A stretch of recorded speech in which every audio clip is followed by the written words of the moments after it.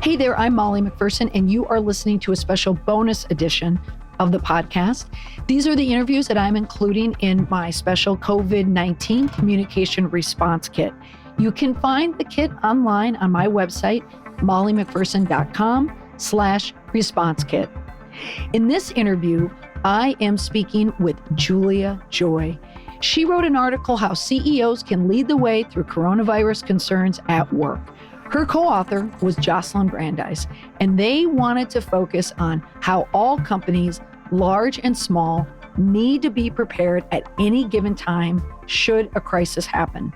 But their article goes in depth for how leaders can respond to the COVID-19 coronavirus crisis. So Julia shared ways with how CEOs can lead the way. Take a listen. Julia Joy, welcome to this video, our second in the series for this communication resource kit, everything COVID-19. And I'm so appreciative that you could join me to speak about leadership in the time of COVID. Yes, thank you, Molly. I'm so happy to be here, and I always love our conversations. Super excited to talk about this important topic with you. Yeah, and I guess we'll start off by saying, well, one, you are Julia Joy, but Yes. From here on out, I will be referring to you as Jules, your nickname, because I feel I know you so well, and really our relationship was born and nurtured in social media land on Twitter. It was, and people, I still hear it after all these years. People say that social media is fake, it's not real life. I have relationships with professionals and peers that I cherish. They are as close to me remotely as my real life relationships. And I just, there's no substitute for in real life, but it's false to say that something really real can't develop via social media. And so we're great examples because we're great friends now. Yeah, absolutely. And why I like engaging with you on Twitter is I feel you have the same communication PR value system that I do, which is rooted in traditional public relations. You and I, Yes. pretty much the same age, come from Yes. the same experience, Yes. but also have embraced this idea of using digital technology, social media for branding, PR, marketing, and reputation management. So that's where I think we align. Yes, I think I have this balance, and I tell people I learned PR old school, and I am forever grateful for that traditional background and experience. But I've been an early adopter of every tool and technology. Even if I don't love it and don't use it, I certainly understand it and understand what it means for my clients. And I, again, am surprised with some of the conversations I have with people who still aren't totally up to speed. And it is that I don't believe in an all digital communications experience. I pull in traditional tactics all the time. And so I kind of feel like I live in the best of both worlds.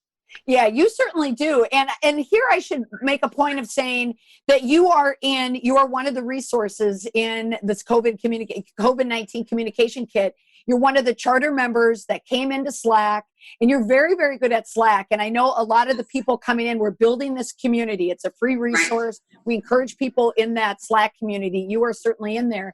But I'll admit, I've been on Slack. I've had Slack for a number of years, but never used it. This is the first time I'm even jumping in. I can admit that I'm learning my way around, but you're pretty seasoned on it. You're pretty savvy on it. Yeah, I like it. How are you finding it? I tell you, like, when it came down to how to create a community, right? I don't know for your clients, this comes up a lot in mine. You have to look at what is the product, who's the company, what's the organization, and what are you trying to achieve? And most important, who are you trying to reach?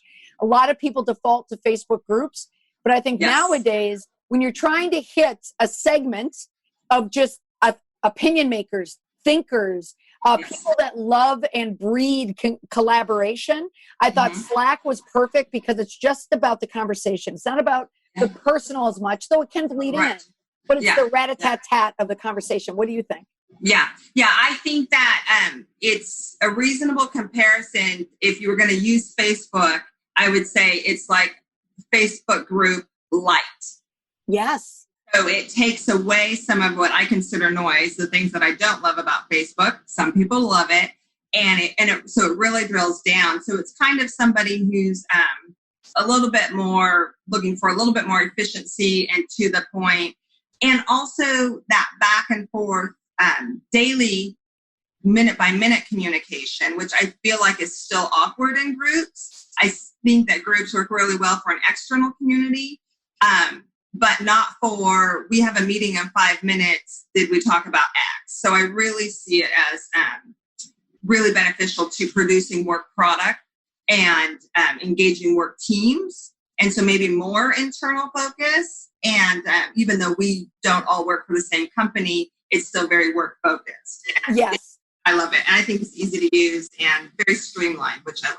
Yeah, I could not agree with you more. And the reason why I wanted to speak with you today, right now, about what is happening with COVID-19 is you were ahead of the curve when it came to getting out a blog post right away. I mean, as I was creating this kit, this link came across Twitter of an article that you co-authored with Jocelyn Brandeis, who's also in the group as well, is in our Slack channel.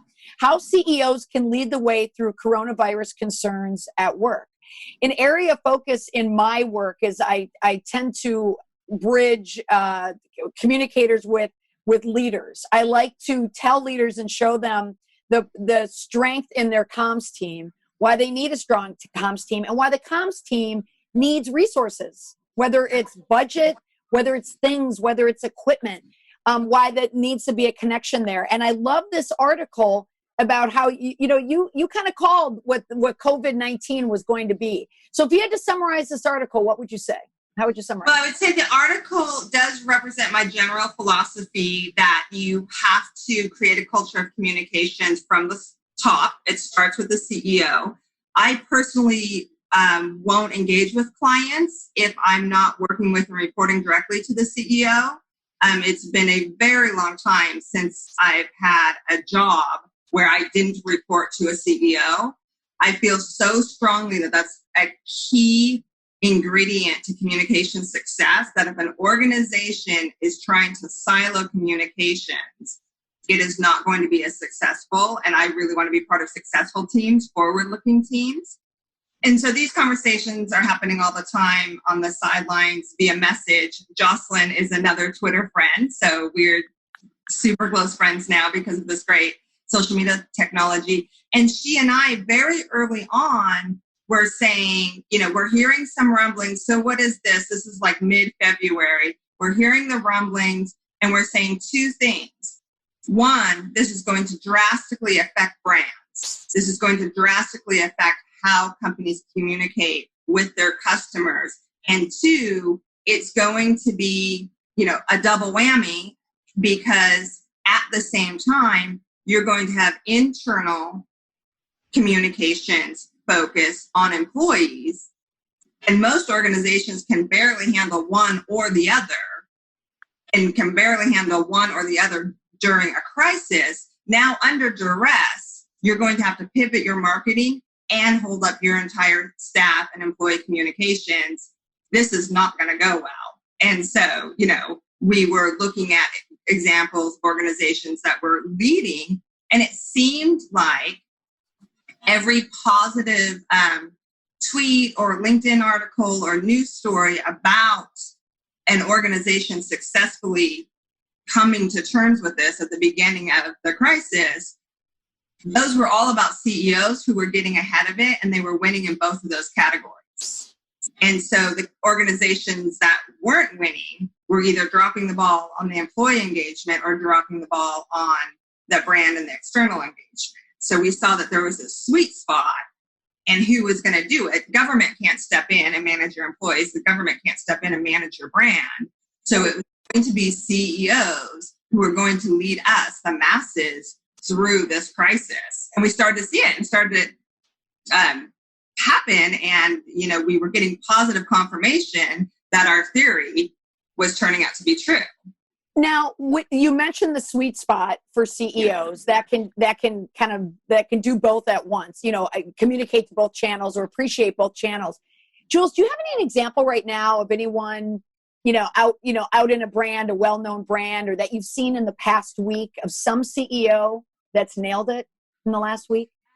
Yeah, we're on a Zoom call right now. And the CEO of Zoom very immediately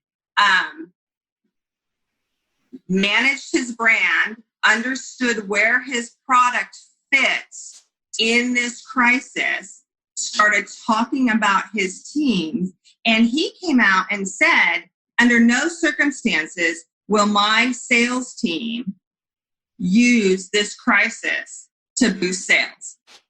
So he immediately said, acknowledged we are in a crisis. This is about community. Started offering Zoom for free. Individuals can use it for free, but at the enterprise level or the academic level, you would pay for a package and upgrades.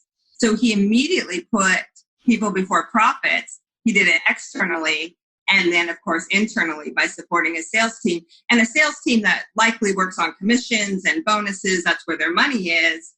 Before they ever had questions or concerns about what does this mean for our paycheck, he said, oh no, we're going to handle this. And then I follow him on social media, and he has since made many contributions to the community and has been very active in communicating what his company is doing and how he's doing it. So that was an early excellent example. Oh, that's a great example. And I like how you pointed out people before profit. That's probably a good mantra for any organization and leader. I've tweeted it like 1,000 times. It's people before profits.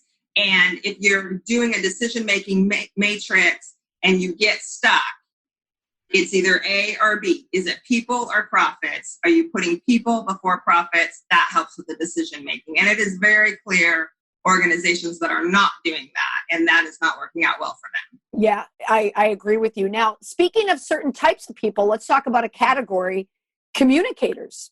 Yeah. Sometimes they're highly valued. Many times they're not. They're expected to do the job.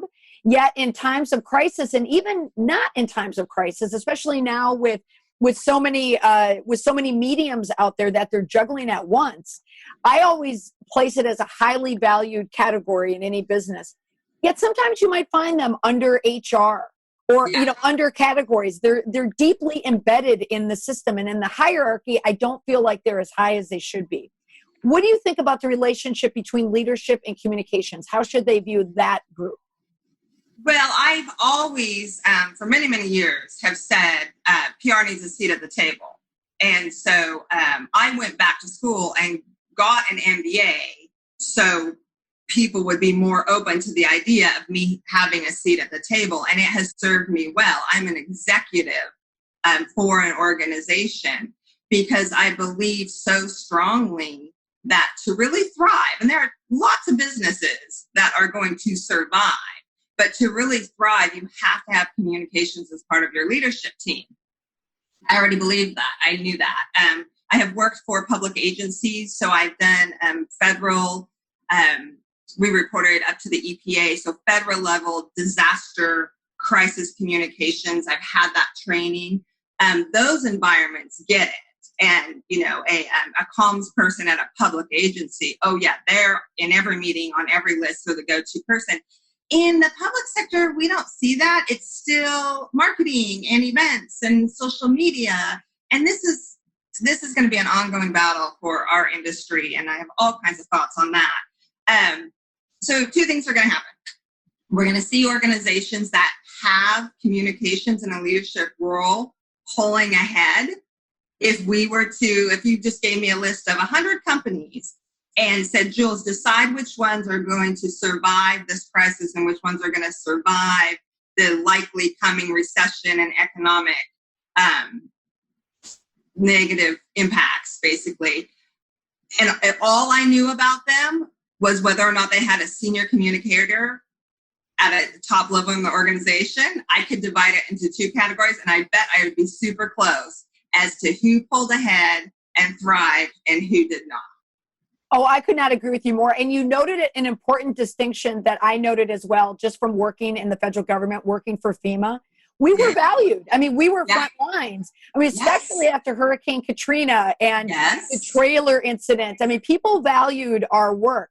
But you're right. Whenever I hop into another category, it's not valued. And I'm always surprised by that. And they're the ones that struggle. You're absolutely right. Yeah.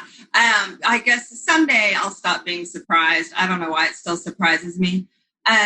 Yes. So seeing organizations, if they don't have that process, that what I call culture of communication as a leadership role already happening, if that's not second nature, if that's not part of who they are, it's not in their DNA, this is a very difficult time for them right now. Because they're either going to do the right thing and pivot and rely on communications, but if that trust hasn't been built, if that leadership category has not been part of the internal operations of the organization, that's going to be a challenge for the organization, or then they're not going to do it, which is going to bring its own set of challenges. Okay, so you segued very nicely into some of the internal challenges as it relates to operations. So now referring back to your article, you give questions for people to ask on their team, for leaders. I love this list of 7 questions of the questions your team needs to consider now as we prepare for an increase in coronavirus cases. And one right at the top, can your organization deliver at current levels if a percentage of your staff gets ill?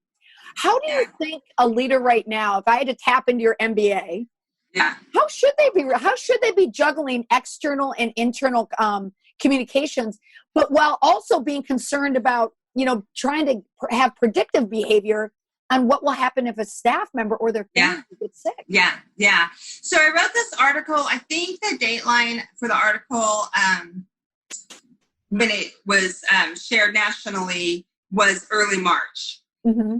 So we had not, I feel like there was this A and then B in the crisis where we really shifted, as a nation to, oh my gosh, this is serious. This is happening. Mass outbreaks and, Seattle, Philadelphia, New York, etc. So I was predicting, based on some information, we didn't quite know what the percentages or the numbers are. I was a little bit more of a Paula panic. So I was going to worst case scenario, 2% of your staff, 10% of your staff, depending where you live, 50% of your staff. Can you legitimately continue business as usual? And if you look at a corporation versus a retail outlet, a luxury brand versus a manufacturing brand. And so some practical things, because the CEO does have to be practical. So in an ideal situation, internally, they have strategy, finance, sales. They're relying on a team that is still really focused on those key areas. So somebody's running those reports, HR, where are we with staffing levels and communications. So I'm not in any way suggesting that CEOs stop thinking about sales or stop thinking about revenues. What I'm saying is you've got to do both. And if you haven't been used to doing both, the thing that's going to get pushed off is the communications, because you're going to focus on the sales, and I get it, and the operations and the revenues and your quarterly reports, etc. But that's not where the trouble's going to hit. Right. And you also ask in your questions, what if your business is named in the news? Are you prepared to address concerns? Do you have a trained spokesperson? What is the chain of command for addressing concerns? I think a lot of these businesses get in trouble with the chain of command, that their true skilled communicator is too far down that hierarchy, that chain. And as you're advocating, bring these communicators. They need a seat at the table. So let's touch on crisis comms for a moment. We have COVID-19. Everyone is in a crisis right now. Yes. But even today, here we are on a Friday when the news was announced that 4 senators had sold their stocks, knowing what was coming. And I put that on Twitter and people were tweeting back, like, imagine being that communicator. You're doing now with 2 crises. So what if your business does get dinged in, like, from a COVID-related response or just something in the environment that we're in? What would you say to a leader then? Yeah, we have a couple of examples. Very early in the crisis was the Corona beer.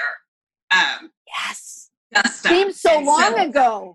Yeah, doesn't it? It's been, yeah. Well, somebody said we're living in dog years, and yeah, it seems like, the beginning of March seems like forever ago. And so that one is,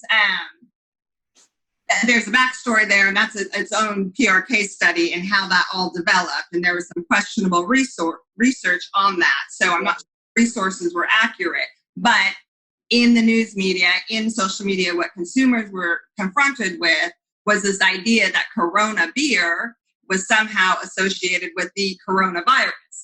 And some people thought it was funny. Some people said, I'll never drink it again. Some people said, I never drank it anyway, so who cares?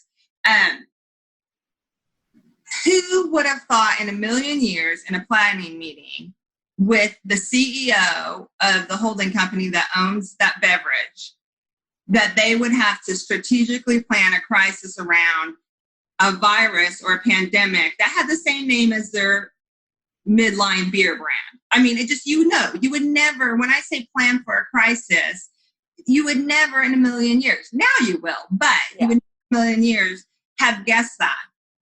But what they did, so this tells me they have a strong communications team. Their CEO came out and he did a lot of speaking. First, he refuted and pulled up the real stats and addressed the concerns about the ambiguity of the research that was telling consumers that. And then he came out and did follow-on stories about their advertising and marketing. So no, that company probably did not have virus-related crisis as one of their scenario plans, but they clearly understood the need to get in front of that story. I think it had about a 3-day news cycle before it drifted away. One, there are more important things we had to talk about. And two, people very quickly got over it. Another big brand, their tagline, KFC, finger looking good. Yes. Now the entire world has pivoted to be germ phobes. We've pivoted to sanitation, hand wipes, washing your hands. And that's just not whether you thought it was proper to lick your fingers or not before this. Now you can't even be associated with something like that. They very quickly jumped on that and, pulled some of the marketing, pulled some of the visuals that show that. And so they were aware that even without a coronavirus case, a health issue or a death or an employee in one of their restaurants being diagnosed with it, that there was just a general idea that this was inappropriate at this time. And so those, to me, were CEOs that very quickly understood what could happen in the news by association. Yes. And so companies are being called out, a lot of restaurants, unfortunately, for maybe practices that aren't meeting our high sanitation and safety standards. And this is always the case. This did not start with coronavirus. This started when we got cell phones and social media. Any day, 24/7, one customer can totally blow up your brand with one tweet. And that is what communications teams need to be prepared for. Right. Oh, absolutely. And you just put the finger on my business. That's exactly what I do, that reputation management and understanding and educating the leaders who are older Gen Xers, baby boomers, who don't still understand the true power of viral media, how it does only take one person. And they have that mindset that, oh, well, the people who complain are anonymous online and we don't know who they are. Not so. They are more than happy to put themselves, their names and their thoughts and opinions to bring you down. That is the cancel culture summed up. So you mentioned like two very savvy companies that understand the power of modern day communications. And KFC certainly had their, got their viral chops, I think 2 years ago when they ran out of chicken. Yeah. And I don't know if you remember the ads, we effed up. So it's very similar. They knew how to respond immediately. They've been very ahead on their marketing. And fast food in general. The crisis, then, by having it be part of their culture, by creating a culture of communication, they were much better prepared than, for example, Whole Foods. Slightly different category, but the CEO of Whole Foods has been negatively portrayed in the media, a lot of it starting with social media.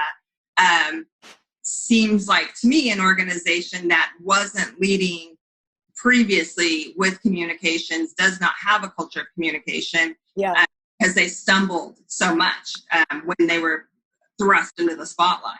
Right. I agree with you. Now, in your article as well, you touch on media relations, which is a skill probably that you and I maybe, 20 years ago was at our peak. If you had to say, I bet like you, if you had to do a percentage of your job, media relations was such a big part of my job. Do you find nowadays that leaders aren't necessarily thinking about the media anymore because people are so focused on viral and reputation spinning out of control? How can media relations be used in a time like this? Like really tap traditional media? Yeah. Well, and that's really interesting to hear about your work because I do have a slightly different experience. I work with a lot of tech companies and a lot of startups. Sure. Categories. Sure. Yeah. Yeah. A heavy focus on media relations. So what is different than my work in the early days is now I say no a lot more. And I'm guiding media relations. I'm guiding them through this noisy, ever-changing media landscape. It was much more cut and dry in the old days. There was one journalist who covered one beat, newspaper, and they worked there their entire career. That was your guy. That was your gal. And we are just in such a different world. Not everybody understands that. And unfortunately, one of the things that I don't love about social media is that there's so much access to the media. Everybody thinks that their story, you see me complain about this on social media all the time.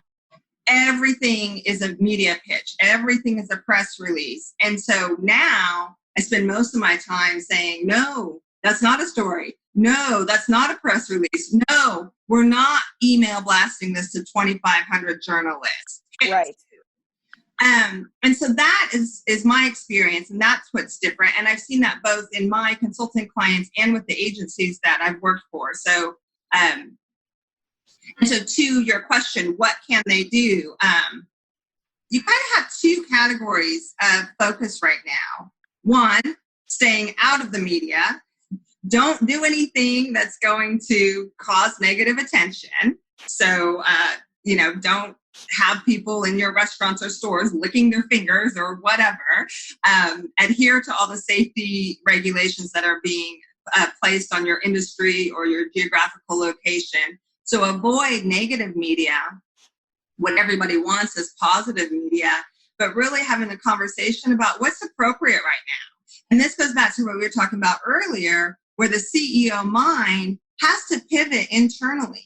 Is it more important to try to place your brand in a loosely connected media story right now? Or do you really need to be taking care of your employees? How much momentum are you going to get by trying to hijack the news by something that's, 3 steps removed versus the long-term loyalty and engagement that you're going to get if you protect your employees? So what I'm experiencing with clients is we're not going dark. Nobody's shutting down their comms departments, but it's like, that press release about our 3 new partners, not really relevant right now. Nobody cares. And then the thing that I'm a little bit snarky about is the companies that are coming out and saying, oh, we're, press release, we're cleaning our stores. Press release, we're taking care of our employees. And it's like, a media story isn't really about what you should be doing every day. Yes. So no, we're not going, I don't have clients who do that because they're all very sophisticated and smart, but I'm seeing other organizations trying to push, or I have PR peers who are sharing stories with me that their organizations or their agencies aren't getting it. And they're trying to hijack the news in a way that's just really inappropriate right now. Yeah. And you touched on the difference too, in terms of the time span, that back maybe 20 years ago, organizations, I think, could rely on that beat reporter They could rely on that magazine, that brand that would always run the story. And whether it was the New York Times, Washington Post, you always had that beat reporter. Nowadays, I work with organizations. If I ask, where's the media list? Who do you have? They don't know any of the reporters. They don't. Yeah. So that's the change that I've noticed. So if you could give one tip right now to a desperate leader, a CEO, someone that, mid-size, small business, not a huge brand, but someone that wants to do good, wants to look for the employees, look out for their internal stakeholders and the external ones. What's the one leadership tip that you would give them? I would say start today to embrace what I call a culture of communication, where you're going to put, and by a culture of communication, I mean using your emotional intelligence, using you're putting people over profits, pivoting away from the sales and the numbers and the data. I know we all love data, pivoting away from that and becoming the caregiver of your organization. They're all adults, but during this time, how are you caring for your organization? And so I think putting more time and energy into those internal stakeholder conversations is where they should be putting their energy. So yes, you maintain sales. So your key clients, your key accounts, your key customers need that love and care, but they might need it in smaller doses over a longer period of time.